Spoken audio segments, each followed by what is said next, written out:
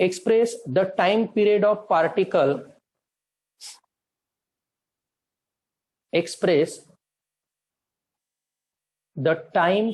of particle performing SHM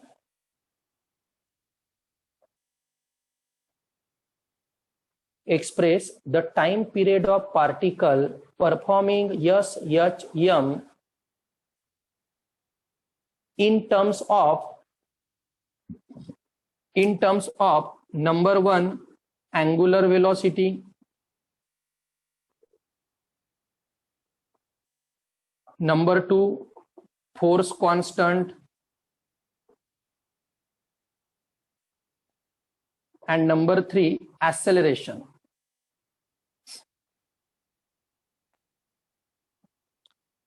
आपलं जे time पिरियडचं equation आहे तुम्हाला या 3 फॉर्म मध्ये डिराईव्ह करून दाखवायचं आहे.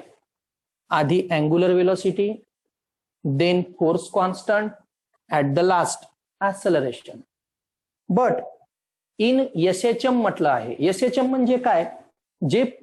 जे मोशन आपलं रिपीट होत राहते, सिंपल हार्मोनिक मोशन, पार्टिकल बराबर तेवढ्याच टाइमानंतर डबल त्या मोशनवर रिपीट येते. तर आधी आपण फाइंड आउट करू in terms of angular velocity. Answer मध्ये हेडिंग टाका number 1 in terms of angular velocity.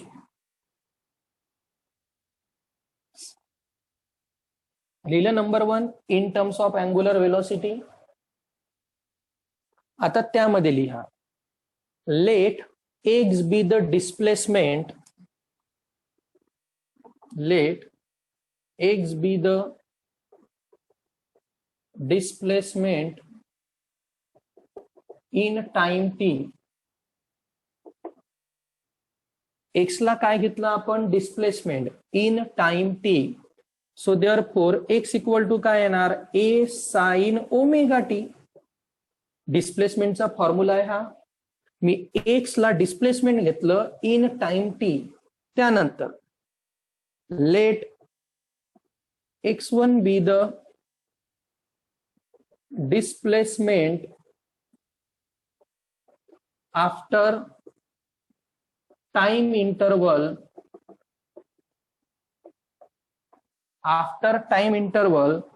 2 pi upon omega. आधी आपण डिस्प्लेसमेंट x घेतलं इन टाइम t, त्यानंतर डिस्प्लेसमेंट x1 घेतलं after time interval 2 pi upon omega.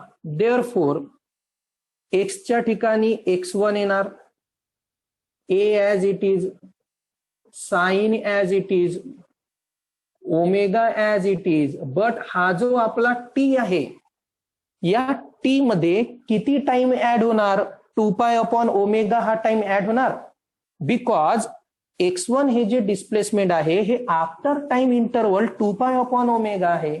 So आधीचा time होता t, आणखी ऍड झाला 2 pi upon omega. So t plus 2 pi upon omega. x1 as it is a sine omega into t omega t plus omega into 2 पाय, म्हणजे omega omega काय होऊन जाणार? Cancel. काय राहिला? फक्त 2 पाय. रिअरेंज करू. ए साइन आधी लिहितो मी 2 पाय plus omega T.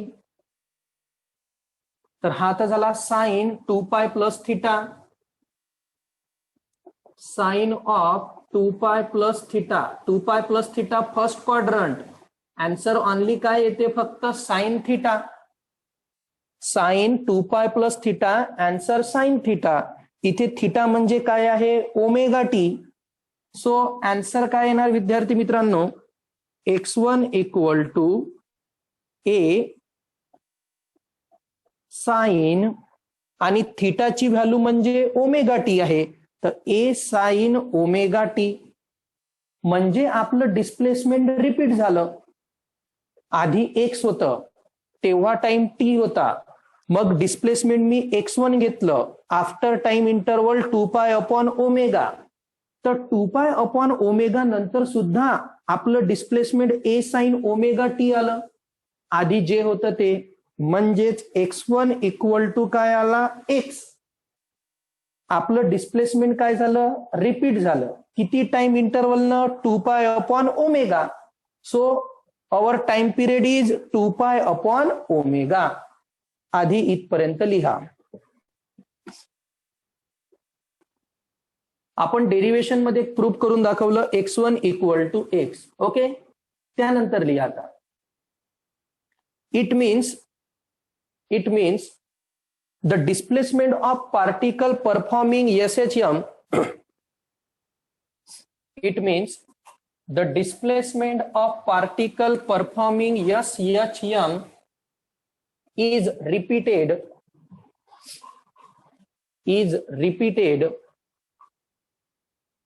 after time interval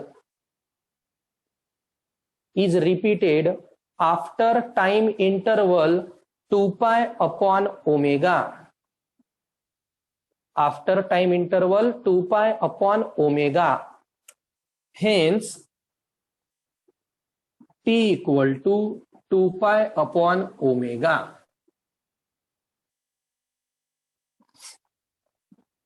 तर हे जे आपण प्रूफ केलं विद्यार्थी मित्रांनो, हे होतं in terms of angular velocity. आता आपलं सेकंड आहे in terms of force constant. Write down. In terms of force constant number 2. In terms of force constant. Now see here, we know that omega equal to under root k by m. Hence t equal to 2π upon omega. आपण आताच put केलं, ओमेगाची value किती put करू, under root k by m reciprocal. So 2π under root m upon k. This is the equation for time period in terms of force constant. Write down this fast. Of acceleration.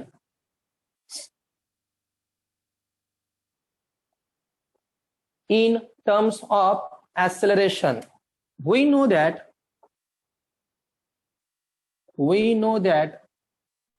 oscillation chapter चा पहिला दिवस F equal to minus kx.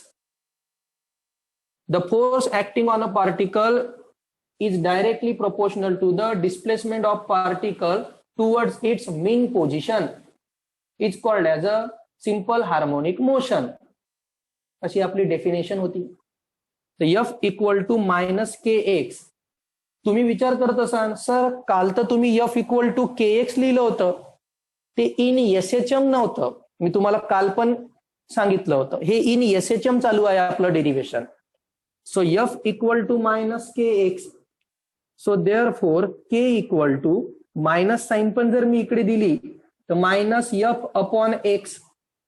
Okay, k equal to minus F upon x.